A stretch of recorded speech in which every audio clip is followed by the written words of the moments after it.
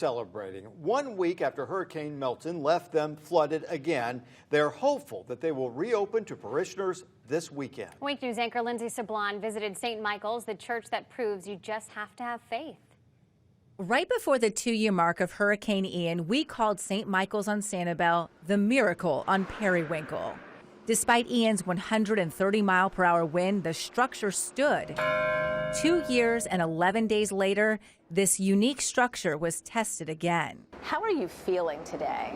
You know, this was honestly a gut punch to have Milton hit us again. Sue Van Oss took these pictures showing floodwaters right at their steps, the water line inside the sanctuary. Luckily, we had a hurricane prep team, and 2 days before, they moved everything they could off the floor up 3 feet. So the vast majority of contents were saved. If there is one silver lining, after Ian, Helene, and now Milton, they know what to do.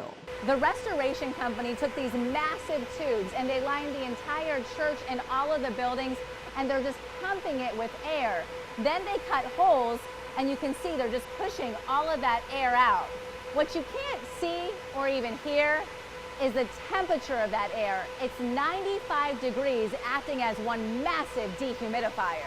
It's really difficult, but I see examples of people coming together and neighbors helping neighbors and just pulling together. You wouldn't know it as Sue's husband, Reverend Bill, talked to us today, but he was hospitalized with pneumonia 5 days before the storm. I wondered, did this test your faith or do you lean in further?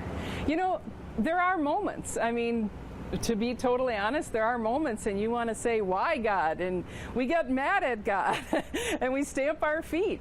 And then the next moment is God right there with us saying, God's right in the midst of the storm. God and the people that make this church, proving no matter the shape of a building, this will always be the miracle on Periwinkle.